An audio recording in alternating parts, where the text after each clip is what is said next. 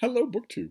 I've got a pile of new arrivals for you. I do this regularly on this channel it's not a mail haul. We're not opening packages together, but even so, they're new books. They were opened off camera, but I want you to know they exist. In case, as often happens on this channel, one or more of them are more interesting to you than they are to me. It's not for me to make those decisions, right? I give my opinions plenty on this channel, but in addition, it's not for me to decide which new books I see you should see. I want you to see everything that I see, in case you're really interested in the thing. So I thought we'd go through. We've got a pile of things here, some very interesting stuff here, some funny stuff here, and I thought I'd make this video relatively quickly before I run out of light, which is, I guess, going to be a pressing issue here at Hyde Cottage until I can fix it. I had guests over last Friday, and the minute they got here, the floor lamp that was in this room when I found it started to malfunction in a dangerous kind of way, burned insulation kind of way. So I had to get rid of it. I had to have my surly houseboy bring it down to the back lot. So there's no floor lamp in this room, and it was very handy for illuminating this room when I needed it. I could just reach over and turn it on. There's a very weak ceiling light, but other than that, I don't need much in the way. I have a little green shaded banker's lamp, which means that since that floor lamp isn't there, I am now in a race at the end of every day to against the fading light, because one half of my world is completely shielded by trees, so light goes away pretty quick. So I thought we'd go right through this. Although I say that, but I'll still be talking to you in 30 minutes. So there's a bit of everything here, I think. So let's start with this first one. This first one is one of the only books in this pile that is not a 2021 release. This is for February of 2022. And this is Stephanie Barron. This is the latest in her series of murder mysteries in which the protagonist is Jane Austen. This is Jane and the Year Without a Summer. And some of you will see that title and immediately know what one of the backdrop features of this book is going to be. One of the real historical backdrop features. But let's see what we have here. Some of you will know already. You'll know the name, The Year Without a Summer. It was a real thing. Let's see here. This latest addition to the acclaimed series finds Jane Austen feeling unwell, with an uneasy stomach, constant fatigue, rashes, fevers, and aches. At the behest of her apothecary, Jane seeks out the curative waters of Cheltenham Spa in Gloucestershire, accompanied by her sister Cassandra, for a brief holiday. Soon after they arrive, the Austens' plan for easy relaxation and recovery are upended by foul-tasting waters and nosy fellow boarders at their guest house. During this year without a summer, a 16-month period after Mount Tambora's eruption in the South Pacific shrouded the planet in a volcanic winter, Jane and her sister have little choice but to remain indoors throughout most of their stay, but as they become entangled in the dramatic woes of their fellow boarders, Jane's investigative instincts may be all that stand between the lodgers and a deadly crime. Now, I have this author, Stephanie Barron, was born in Birmingham, New York. She attended Princeton and Stanford, where she studied history before going on to work as an intelligence analyst at the CIA. She wrote her first book in 1992 and left the agency a year later. Since then, she's written 25 books, including the critically acclaimed Mary Folger series, which she writes under the pen name of Francine Matthews. She lives and works in Denver, Colorado. And I have reviewed one of her Jane Austen books, at least, and I've reviewed one of her Francine Matthews books, at least one. So I've done my diligence by this author, and I love these books. She's a really good writer, no matter what name she's using. I want to say, this comes out in February, early February of 2022. And I want to say that this is the first murder mystery I've ever read that features the year without a summer. That is actually true. That did happen. Mount Tambora erupted, and it was a small-scale version of what a supervolcano eruption would do. It shrouded the planet, killed crops, it eliminated summer, because you get all that particulate matter up in the air, the albedo effect of the planet is significantly increased. Suddenly, you're reflecting more heat out and back into space than you are absorbing it. I want to say this is the first book, the first novel I've read in a series that wasn't about it, that uses it, that mentions it. I'm going to have to see about that. It's a minor point for this book, but it's still interesting to me. And this does have lots of blurbs for the author under both names. But I don't have to worry about this particular book at the moment. It doesn't come out until next year, so I won't be thinking about it. But in case maybe you're a fan of Stephanie Barron's Jane Austen murder mysteries, maybe you are. They have lots of fans. Maybe you are. If you are, you've got a new one coming out in February. This next one is a bit of an oddity. It's a little bit of a picture book. it's Prince Philip, A Celebration.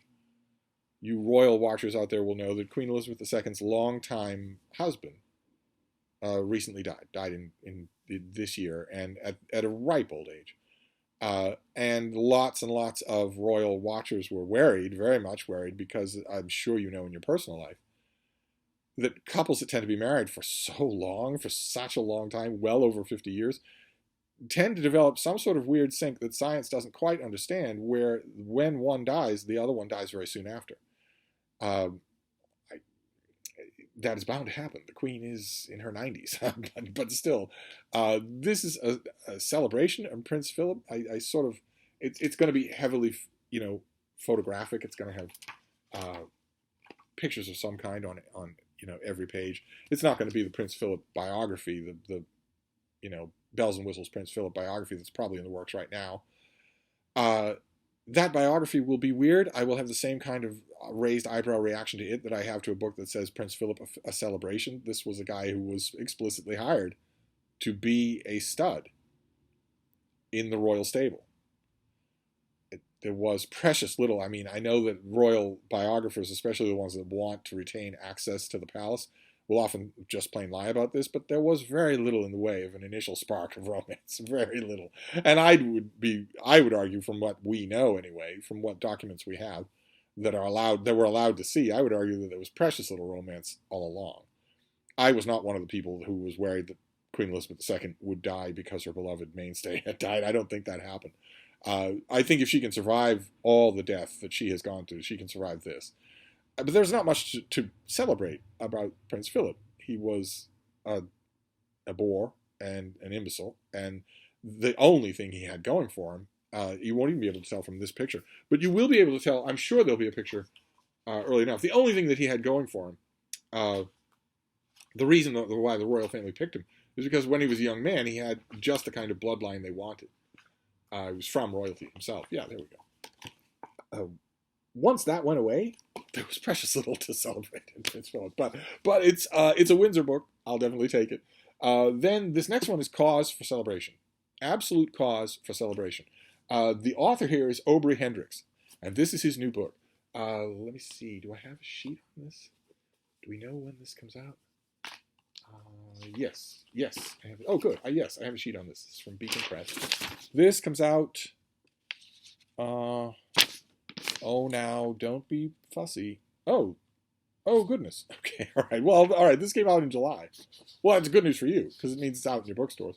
This is by Aubrey Hendricks, and it's called Christians Against Christianity: How Right-Wing Evangelicals Are Destroying Our Nation and Our Faith.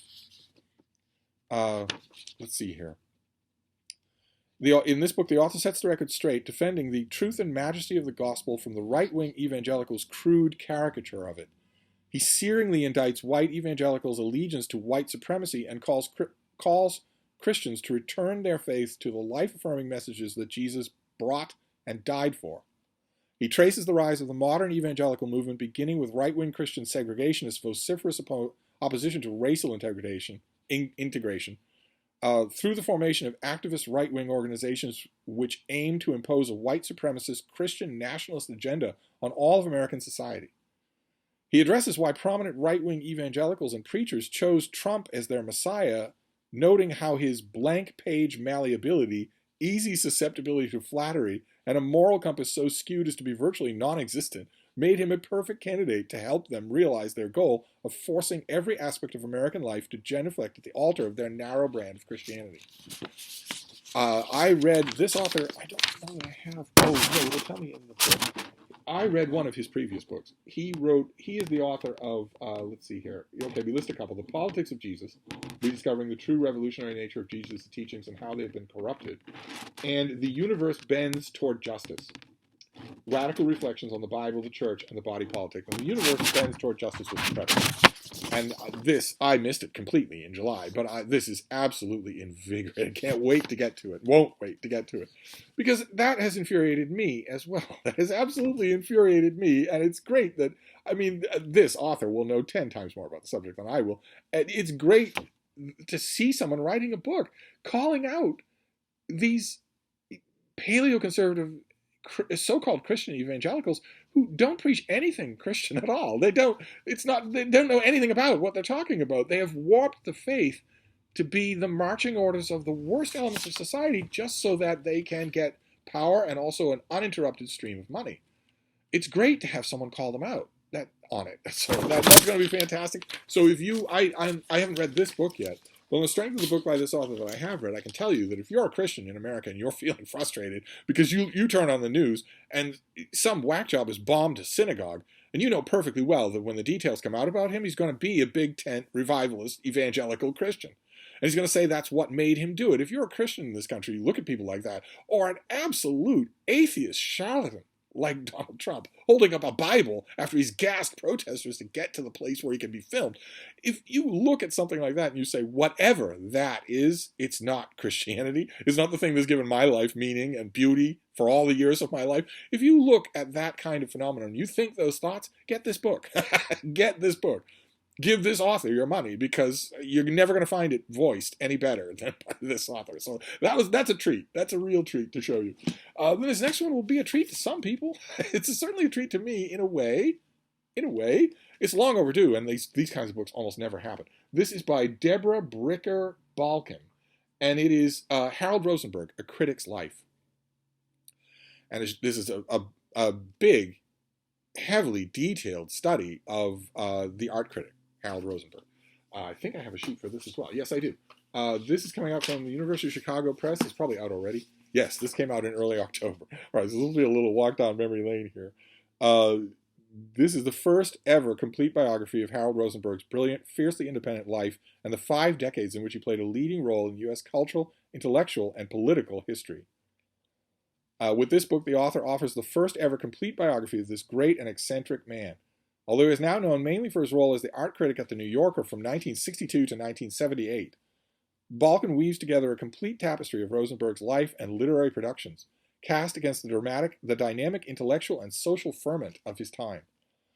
The author explores his role in some of the most contentious cultural debates of the Cold War period, including those over the commodification of art and the erosion of individuality in favor of celebrity, demonstrated in his famous essay, The Herd of Independent Minds. An outspoken socialist and an advocate for the political agency of art, he formed deep alliances with such figures as Hannah Arendt, Saul Bellow, Paul Goodman, Mary McCarthy, Jean-Paul Sartre, and Jackson Pollock, all of whom Balkin portrays with vivid encounters in Rosenberg's life. And that is what gave me hope. I mean, because the best way, speaking as a critic here, and not a critic on his level, but speaking as a critic here, the best way to do a critic's life, the best big book to bring out about any critic, is an annotated big fat collection of their work. Most critics are very boring.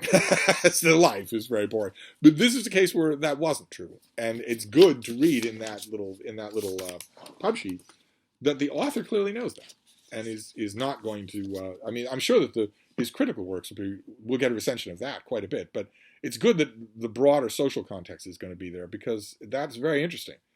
If it's a slice of life of that kind of the intellectual world, that era of New York, that'll be great. We're running out of light. This is so dramatic. We're running out of light. And one of you, I had crappy lighting in an earlier video, early in the week, was it? Or something like that. And one of you commented it made me look sexy. But another one of you said, I'm afraid it's making you look all of 29. So we're running out of light. And until I solve the whole floor lamp problem, I will need to hurry. We'll need to hurry. We don't have that many more to go here. This next one is true crime. For those of you interested in such things. I don't know that I have a sheet for this. Oh, God. Oh, my God. Yes, I do. Fantastic. Okay. This is from Steerforth Press, and this comes out in late November, thankfully. Finally, have something that isn't out yet. This is called Blood in the Water, A True Story of Small-Town Revenge by Silver Donald Cameron. Ouch, my name was Silver Donald Cameron. This is about the lobster murder. Some of you may have, if you're familiar with Nova Scotia news, you might know of the lobster murder, and this is a book about that. Uh, the author takes readers back to June 2013, where 3 citizens of a small town on Canada's Cape Breton Islands murdered their neighbor, Philip Boudreau, a resourceful small-time criminal who had unnerved and entertained the community for 2 decades and who spent nearly half his adult life in prison. Funny and frightening, Boudreau seemed destined to plague the village forever. Now, keep in mind that for 1,800 years of Western human civilization, if someone like Boudreau seemed destined to plague the village forever, the village would kill him. You have your crops right outside the village wall. The wolves come to your door in the middle of winter, and the provincial governor has no interest in what's going on in your village. So you live communally. And no community can stand someone like Boudreau. No community can do that. They might put up with him once in a while if he's strong enough to help when the wolf comes to the door in the middle of winter. But if he's just a layabout, just a parasite, and also a criminal, the community will eliminate him. And there's nothing wrong with that. But we see something wrong with that because the Victorians invented this all-encompassing law that reaches into every aspect of our life and mind.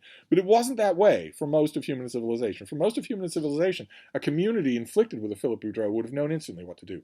We wouldn't have had to agonize for years. But anyway, one day, 2 Landry cousins and skipper Dwayne Sampson came upon Boudreau in his boat about to vandalize their lobster traps. Like so many times before, Boudreau was about to cost them thousands of dollars out of their seasonal livelihood. One man took out a rifle and fired 4 shots at Boudreau and his boat. To finish the job, they rammed their own larger boat over the top of his, then completed the day's fishing. Boudreau's body was never found. Was the Boudreau killing cold-blooded murder, a direct reaction to credible threats, or the tragic result of local officials lacking the resources and authority to protect the community? I would argue it was the first two, and that they aren't mutually exclusive. It was a cold-blooded murder and a direct reaction to credible threats, both to individual livelihoods and to the community. But I don't have time to get into great detail about it because I'm fading from your view. We only have a few more to go here. That's all, and then we'll be done. This next one we can go through very quickly. It's a finance book. It's The Money Illusion, Market Monetarism, The Great Recession, and the Future of Monetary Policy by Scott Sumner. And it's a finance book. I don't know that we have. Oh, no, I do have a sheet on it. I think this is out already, and the only reason we're not going to dwell on it is because I'm just going to send it to David Murphy. It's a David Murphy book down the center. U.S. publication date was late September. So this is out already. There's Benjamin Franklin on the cover. Not because he cared much about finances other than his own, but because he's on the money. Then we have a fascinating children's book called Fox. This is written by Isabel Thomas and drawn by Daniel Egnius. And it's drawn by Daniel Egnius in a blockish kind of cartoon style that is appealing. It does grow on you. And it's written by, what was her name? Isabel Thomas, in a gentle, easygoing rhyme scheme that is very congenial to read out loud. The only hesitation you're going to have about reading it out loud is how fascinatingly different it is. Because the story starts out with parent fox and 3 kits. And the kits are following the parent fox. You can see they're playing. They're learning how to fight. They're learning how to hunt. And they're just out with the parent. They're out with the parent fox, learning the world. When in the middle of the book, the parent fox is struck by a car and killed. Lies on the ground, dead. And that happens in the middle of the book. And if you read a lot of children's picture books, you're thinking, okay, well, maybe the parent's spirit is going to guide the children, or maybe the children will be taken in by some good-natured human, or something like that. And the book takes a very, very different turn from that. A very different turn. The artwork can be very beautiful. As we see the kids out in the wild wood. They're not innocent. They're not pups. They know how to get it wrong. They could stand a little more tutelage from the parent, but they have enough to get along. No, what the book shows us is scavengers coming to feast on the fox, on the adult fox's body, and growing things in the fox's body. And the narrative stresses that just as winter turns to spring, a new life flows from old, as every particle that was once that once was fox finds a new place in the world. In the grass, in the trees, in rabbits, in bees, in daffodils dancing in the breeze. That's the message of the book. The message of the book is life is everywhere. Death is not just an end, but a beginning. No cod spirituality at all. Just very gently and very non-confrontationally introduces your children to the fact that no matter what their spiritual beliefs might end up being down the line, there is no question about what happens to physical remains. There is no question about that. Humans like to hide that fact by putting the physical remains in a box out of sight, but that is what happens, and there's nothing wrong with it. It feeds the world. It feeds the beauty of the world. It's not the end. That's rather lovely, and I don't think I've ever read a children's book that did that. so that's fascinating. Those of you who are, actually, I have a sheet on this. This comes out at the end of November. So those of you who are looking for, maybe you have a slightly older child, and you're looking for a way to broach these subjects, and you don't have any way to do it, a lot of times kids' books are the good way to do that. And this certainly is. So that's a kid's book, and then we'll end up with, well, in its way, it is another nature guide. This is by Charlie Behrens, and this is the Midwest Survival Guide. And this is all about how you know that you're a Midwesterner and how you can cope in life. Let's see here. Let me get to the book itself. Let's see here. Have you ever had a goodbye lasting more than 4 hours? Do you lack the emotional capacity to say, I love you, so you just tell your loved ones to, quote, watch out for deer? That one hit a little close to home. Have you apologized to a stranger because she stepped on your foot? If you answered yes to any of these questions, there's a good chance you're a Midwesterner, or a Midwesterner at heart. If you've ever answered no, you probably know someone who held the door for you 2 football fields away. He likely waved at you and said, hey there, like you organized a church bar crawl together. That was a Midwesterner in the wild. We understand your interaction was strange, but it's likely to get stranger. Don't wait until they stick their head into your second-floor window to invite you over for a perch fry because they climbed onto your roof to clean your gutters. There's no need to pull the pepper spray. This species is helpful by nature. And the relationship could be very symbiotic, but only if you let it happen. That's where this book comes into play. This is the Midwest Survival Guide. It's designed to teach you all about Midwesterners here in the United States. A specific breed of United States person is a Midwesterner. And the book gives you, there are little bullet points in the pub sheet here. One of them raised my ire quite a bit because it's giving you, let's talk about the accent, let's talk about Midwest nice, let's talk about casseroles, let's talk about feature films. And when we get to the notice that says, let's talk about iconic celebrities, who do we get here? Quintessential characters. Star Trek's James T. Kirk is from Iowa. Parks and Recreation's Leslie Knope is from Indiana. Titanic's Jack Dawson is from Wisconsin. And iconic celebrities are Warren Buffett from Nebraska, Amelia Earhart from Kansas, and Judy Garland from Minnesota. Any names missing from that list? How about a name that for most of the 20th century was about as big as an iconic celebrity gets, and that's John Wayne. How about that? How about John Wayne? Those of you who are on BookTube, maybe who aren't familiar with the United States, might be wondering, is there really that much of a difference? Are these Midwestern people really that distinctive? Just have to cast your eye to David Murphy's channel. David Murphy's from the Upper Midwest. I'm one of those people who would say there's a drastic taxonomical difference between the Upper Midwest and the rest of the Midwest. I think the Upper Midwest starts to verge more towards Canadian and a whole bunch of distinctive characteristics. But you only have to look to David Murphy's channel to see a lot of what this author is talking about. The flat nasal voice. He actually has a line for it. He actually has a description for the accent. And if you've ever watched David Murphy's channel, you've heard this accent. Where is it here? No, maybe not. I could have sworn I read it. Speaking with a Midwestern accent. Push words out from that space between your eyebrows and the top of your nose. And do it as if you had a terrible cold. And add vowels whenever possible. If you've ever watched David Murphy's channel, with his Upper Midwest characteristics, well, then you've already seen what it's like to deal with a Midwesterner. And as if there were any doubt on the subject, the makers of this book decided to put David Murphy on the cover. So there you go. So there's your Midwest survival guide. I would love a chance to visit the Midwest and survive it all over again.